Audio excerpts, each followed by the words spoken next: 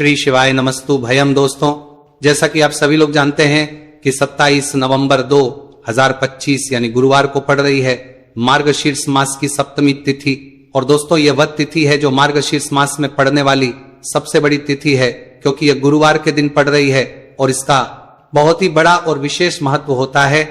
पूज्य गुरु जी ने कहा है कि अगर कभी भी मौका लग जाए और मार्गशीर्ष महीने की सप्तमी तिथि गुरुवार को पड़ जाए तो आप लोगों को 7 चने की दाल वाला उपाय तो अवश्य ही करना चाहिए।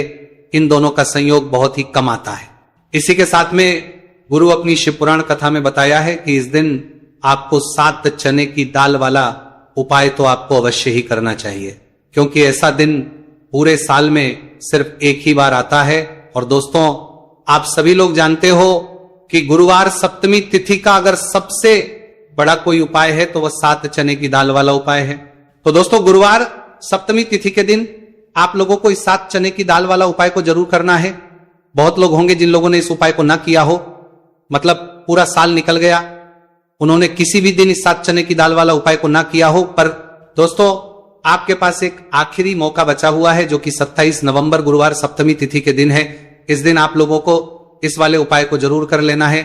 भले ही आपने पूरे महीने भर इस उपाय को ना किया हो, पर अगर आपने इस मार्गशीर्ष महीने के गुरुवार सप्तमी तिथि के दिन अगर इस वाले उपाय को कर लिया तो आपको इस उपाय को करने का वो फल मिलेगा जिसकी आपने कभी कल्पना भी नहीं करी होगी। इसीलिए आप लोग इस वाले उपाय को एक बार जरूर कर लेना है, ताकि आप लोगों के हाथ से यह मौका ना जा सके और आपको इस उपाय को करने का फल मिल सके। दोस्तों, ये उपाय पंडित जी ने अपनी अभी की ही श्री शिव महापुराण की कथा में बताया है जी। इस उपाय को आज हम आपको बहुत अच्छे से समझाने वाले हैं। इस वीडियो को देखने के बाद इस उपाय को समझने के आपको कोई और वीडियो को देखने की जरूरत नहीं पड़ेगी। तो चलिए दोस्तों, उपाय को शुरू करते हैं। देखिए, यह इस मार्गशीर्ष महीने के गुरुवार सप्तमी तिथि के दिन ये इतना खास होता है, इतना महत्वपूर्ण होता है। देखा गया है कभी कभी बड़े बड़े पूजा पाठ अनुष्ठान से जो मनोकामना पूर्ण नहीं होते, वो मार्गशीर्ष महीने की गुरुवार सप्तमी तिथि के दिन एक छोटे से उपाय करने से ही आपकी मनोकामना पूर्ण हो जाती है। और बहुत सारे ने इस उपाय को किया भी है और उनको इस उपाय को करने का फल भी जरूर मिला है। अगर आप लोग भी इस उपाय को करना चाहते हैं तो आप इस उपाय को पहले अच्छे से समझ लेना, सुन लेना, उसके बाद करना। आपको इस उपाय का फल जरूर मिलेगा। और इस उपाय को कर लेने से आपके घर में चाहे किसी भी प्रकार की दुख और समस्या क्यों ना चल रही हो, आपको उसका कारण भी नहीं पता है कि भाई ये समस्या किस कारण से चल रही है। उसका कुछ भी कारण हो सकता है, जैसे पितृदोष हो सकता है या किसी भी तरह का मंगल दोष भी सकता है। तो इस दिन आप लोगों को ये वाला उपाय कर लेना है। ये एक ऐसा उपाय है जिस उपाय को अगर किसी विशेष दिन पर किया जाए तो भाई उस विशेष दिन का जो है वो तो हमें मिलता ही मिलता है, पर हमने उस दिन पर इस उपाय को किया है तो हमें उससे भी बड़ा फल मिलता है, और फल बहुत जल्दी मिलता है, क्योंकि आप इस उपाय को बहुत ही बड़े और विशेष दिन पर कर रहे हो। तो चलिए अब उपाय के बारे में बात करते हैं, लेकिन उससे पहले आप लोगों को यह जानना आवश्यक है कि आखिर यह उपाय किस समय करना है, किसको करना है और कैसे करना है। तो चलिए हम आगे आपको वीडियो में एक एक करके बता देते हैं। लेकिन उससे पहले अगर आप लोग हमारे चैनल पर पहली बार आए हैं या फिर मेरी आवाज आज पहली बार सुन रहे हैं तो हमारे चैनल को सब्सक्राइब जरूर कर लेना और इस वीडियो को लाइक करके कमेंट बॉक्स में श्री शिवाय नमस्तु भयम ओम नमः शिवाय जरूर टाइप कर देना। तो दोस्तों, इस 7 चने की वाला उपाय को हमें इस गुरुवार सप्तमी तिथि के दिन कैसे करना है, किसको करना है, किस समय करना है और कहां पर करना है, ये सारे सवालों के जवाब आपको इस वीडियो में मिल जाएंगे। और जो ये वीडियो देखेगा भाई, उसको 7 चने की दाल वाला उपाय जरूर करने के लिए करना चाहिए, क्योंकि इस दिन एक चने की दाल का भी बहुत ही बड़ा और विशेष महत्व होता है। और जब बात आ जाए 7 चने की दाल वाला उपाय की, तो ये सोने पे सुहागा वाली बात हो जाती है और ये एक बहुत ही बड़ा उपाय हो जाता है इस गुरुवार सप्तमी तिथि का। तो अब दोस्तों, इस 7 चने की दाल वाला उपाय को आखिर करना किसको है, सबसे पहले हम लोग वो बात जान लेते हैं। तो देखो, घर की जो बड़ी माताएं बहनें होती हैं, उन माताओं बहनों में से कोई भी एक बड़ी माता बहन इस वाले उपाय को कर सकती है।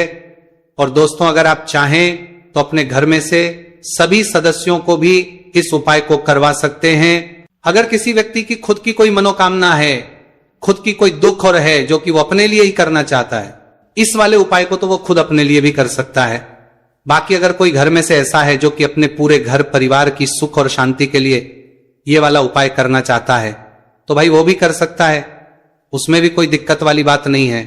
कहने का मतलब यह है कि इस उपाय को हर एक सदस्य भी कर सकता है और पूरे घर परिवार के सदस्य के लिए घर की बड़ी माताओं बहनों में से कोई एक माता बहन भी कर सकती है।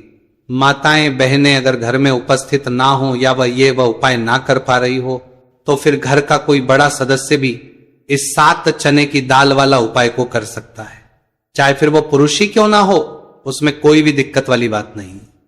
उसके बाद में दोस्तों जो अगला प्रश्न निकल कर आता है वो ये आता है, इस उपाय को लेकर के आखिर इस उपाय को हमें किस समय करना है, सुबह के समय करना है कि शाम के समय करना है। तो देखो इस वाले उपाय को आप लोग सुबह के समय भी कर सकते हो और शाम के समय प्रदोष काल में भी करते हो। अब अगर आप पूछो कि भाई सबसे उत्तम समय कौन सा रहेगा इस 7 चने की दाल वाला उपाय को करने का, तो हम आपसे बस यही कहेंगे कि इस उपाय को आप सुबह के समय करेंगे तो ज्यादा बेहतर होगा। बाकी अगर प्रदोष काल शाम के समय भी करेंगे तो भी अच्छा होगा, उसमें कोई भी दिक्कत वाली बात नहीं। तो अब दोस्तों जो अगली सबसे बड़ी और महत्वपूर्ण बात आती है वो ये आती है कि सुबह अगर हम उपाय को तो हमें कितने बजे से लेकर कितने बजे तक के बीच में करना है और शाम के समय प्रदोष काल में करेंगे तो हमें कितने बजे से लेकर कितने बजे के बीच में करना है। तो देखो सुबह जितनी जल्दी हो सके आप उपाय को करने की कोशिश करना। बाकी अगर किसी कारणवश लेट भी हो जाओ, थोड़ी देर भी हो जाए, तो 10 या 11 बजे तक भी आप उपाय कर लेना, पर 12 बजे से ज्यादा देरी ना हो, ठीक है, इस बात का ध्यान रखना। उसके बाद दोस्तों अगर शाम के समय प्रदोष काल की बात करें, प्रदोष काल का जो समय है होता है वो शाम के 6 बजे से शुरू हो जाता है। मतलब शाम के 6 बजे से लेकर 7 बजे के बीच का जो समय होता है यह समय प्रदोष काल का समय होता है। तो आप इस उपाय को 7 या 8 बजे के बीच में भी कर सकते हो। मतलब शाम के 6 बजे से रात 8 बजे के बीच में आप कभी भी इस वाले उपाय को कर सकते हो, उसमें कोई भी दिक्कत वाली बात नहीं। चलिए जानते हैं उस विशेष उपाय के बारे में। देखिए दोस्तों पूज्य गुरु जी की कथा के अनुसार ही इस उपाय को आपको बहुत ही विस्तार से समझाने का प्रयास करेंगे, लेकिन उससे पहले वीडियो को लाइक करें। देखिए इस वीडियो में हम पूज्य गुरु जी द्वारा बताए गए 3 सबसे अचूक उपायों के बारे में जानेंगे जो आपको सिर्फ और सिर्फ गुरुवार की सप्तमी की तिथि पर ही करने हैं। पूज्य गुरु जी ने बताया है कि जो भी व्यक्ति इन उपायों को कर लेता है उसके जीवन से समस्त परेशानियां दूर हो जाती है। तो चलिए जानते हैं गुरु जी द्वारा बताए गए पहले खास उपाय के बारे में। देखिए गुरु जी ने बताए हैं कि गुरुवार के दिन किया जाने वाला यह उपाय सबसे सर्वश्रेष्ठ है। इस उपाय के लिए आपको मात्र 1 लोटा शुद्ध जल लेना है। जल आपको तांबे के पात्र के अंदर लेना है। इसी के साथ में आपको मात्र 1 गुड़ का टुकड़ा लेना है और इसी के साथ में आपको लेनी होगी 7 की दाल। देखिए चने की दाल को लेते समय ध्यान रखना है कि यह खंडित नहीं होनी चाहिए। यह चने की दाल जब भी हम गुरुवार के दिन शिवलिंग पर अर्पित करते हैं तो इससे हमारे जीवन के बड़े से बड़े संकट समाप्त होते हैं। अगर हमारे हाथ में धन प्राप्ति की लकीरें नहीं है, अगर हमारे जीवन में दुर्भाग्य के अलावा कुछ है ही नहीं, तो गुरुजी ने कहा है कि हम इस व्यासपीठ से आपको यकीन दिलाते हैं कि गुरुवार के दिन जब भी आप की दाल वाला यह उपाय करते हैं तो इससे महादेव आपके हाथ की लकीरों को भी परिवर्तित कर देते हैं। तो दोस्तों ये तीनों ही सामग्री लेकर के आपको पहुंच जाना है भगवान शिव के मंदिर में। देखिए गुरुजी ने बताया है कि इस उपाय को आप सुबह से लेकर के शाम तक किसी भी समय कर सकते हैं। देखिए शिव मंदिर पहुंचने के बाद आप जो 1 गुड़ का टुकड़ा लेकर के गए हैं, सबसे पहले तो आपको उसे जल के पात्र के अंदर डाल देना है और आपको महादेव का स्मरण करते हुए यह 1 लोटा जल धीरे धीरे शिवलिंग पर अर्पित करते जाना है। साथ ही साथ आपको श्री शिवाय नमस्तुभयम इस मंत्र का भी जाप करते रहना है। कम से कम 11 बार आपको इस मंत्र का जाप अवश्य करना है। अब दोस्तों आपके पास जो चने की दाल है उन्हें आपको एक एक करके शिवलिंग पर अर्पित करते जाना है। चने की दाल आप एक एक करके भी समर्पित कर सकते हैं और एक साथ भी शिवलिंग पर अर्पित कर सकते हैं। देखिए चने की दाल को समर्पित करने के बाद आपको बृहस्पति शवर महादेव से प्रार्थना कर लेनी है कि हमारे जीवन में जो भी संकट समस्या चल रही है, हम जो भी कार्य करते हैं उसमें हमें बार बार असफलता मिलती है, रुकावटें संकट जीवन में लगातार बने हुए हैं चारों तरफ से, सिर्फ और सिर्फ निराशा ही हाथ लग रही है, तो अपने दुर्भाग्य को दूर करने के आपको बृहस्पति शवर महादेव से प्रार्थना कर लेनी है। पूज्य गुरु जी ने कहा है कि इस गुरुवार के दिन यह चमत्कारी उपाय करके देख लेना और आप स्वयं देखेंगे कि 1 या 2 महीने के अंदर आपके जीवन का जो दुर्भाग्य है वो समाप्त होना प्रारंभ हो जाएगा। अब दोस्तों हम जान लेते हैं दूसरे विशेष और चमत्कारी उपाय के बारे में। देखिए, इस उपाय के लिए आपको मात्र एक तुलसी जी की लकड़ी लेनी होगी। अगर आपके पास पहले से ही तुलसी जी की लकड़ी है तो उसका उपयोग आप कर सकते हैं, और यदि आपके घर में तुलसी जी का पौधा सूखा हुआ है तो वहां से भी आप तुलसी जी की मात्र एक लकड़ी ले सकते हैं। देखिए, इस उपाय के लिए आपको मात्र एक मिट्टी का दीपक लेना है। इसमें आपको शुद्ध घी का प्रयोग करना है, और इस दीपक के अंदर आपको ये जो तुलसी जी की लकड़ी है इसे रख देना है। इस लकड़ी को आपको पूरा घी के अंदर डुबो देना है, चारों तरफ अच्छे से घी लगा देना है, और आपको इस दीपक के अंदर इस लकड़ी को रख लेना है। देखिए, यदि आपको ऐसा लगता है कि तुलसी जी की जो लकड़ी है वो बहुत ही जल्दी से जल जाती है, तो आपको एक कार्य करना है। आपने जो तुलसी जी की लकड़ी ली है उस पर आपको पूरी पर अच्छे से रुई लपेट देना है, यानी कि कॉटन जो होती है उसे अच्छे से लपेट देना है, जिससे कि ये जो लकड़ी है दिखाई ना पड़े। तो इस लकड़ी के ऊपर आपको लपेट लेनी है। अब इसी लकड़ी के ऊपर जो आपने रुई लपेटी है उस पर आपको अच्छे से घी लगा लेना है, और उस दीपक के अंदर आपको इसे डाल देना है।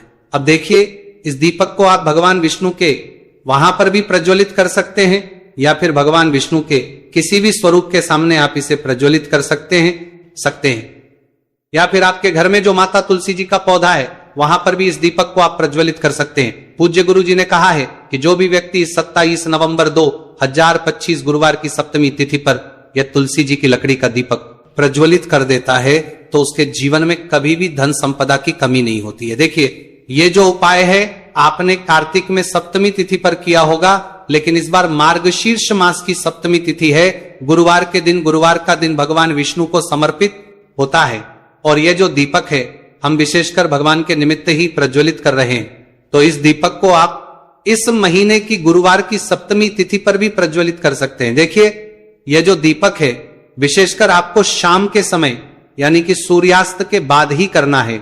अब दोस्तों, हम जान लेते हैं गुरुजी द्वारा बताए गए तीसरे बहुत ही चमत्कारी और विशेष उपाय के बारे में। देखिए, इस उपाय के लिए आपको एक बेलपत्र लेनी है, और इसी के साथ में आपको 2 शमी पत्र लेना है।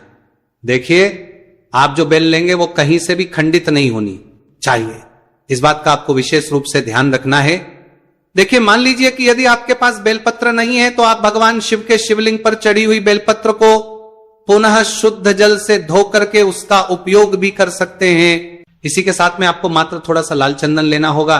देखिए, सभी सामग्री लेकर के अब आपको पहुंच जाना होगा भगवान शिव के मंदिर में। देखिए, भगवान शिव के मंदिर में पहुंचने के बाद आपके पास जो एक बेलपत्र है उसकी चिकनी साइड में आपको देखिए, आप सभी को पता है कि बेलपत्र में 3 पत्तियां होती हैं।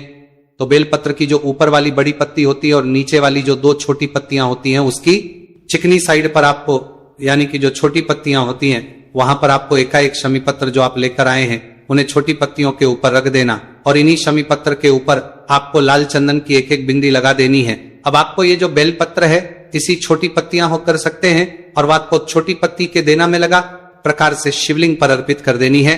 लेकिन आपको बेल पत्र को समर्पित करते समय गतिमान का नाम लेना है। देखिए, गतिमान जो है वह हनुमान जी के छोटे भाई हैं, और पूज्य गुरु जी ने बताया है कि गतिमान का नाम लेकर ही आपको यह उपाय करना है, क्योंकि आपके शरीर के जो भी रोग हैं उन्हें भगवान गतिमान दूर करने वाले इस उपाय को करने के बाद आपकी जो भारी से भारी बीमारी है वह भी भगवान गतिमान की कृपा से दूर होने वाली है। देखिए, बेलपत्र की 2 छोटी पत्तियों पर आपने एक एक चमी पत्र रखा, उनके ऊपर आपने एक एक लाल बिंदी लगाई हुई है चंदन की।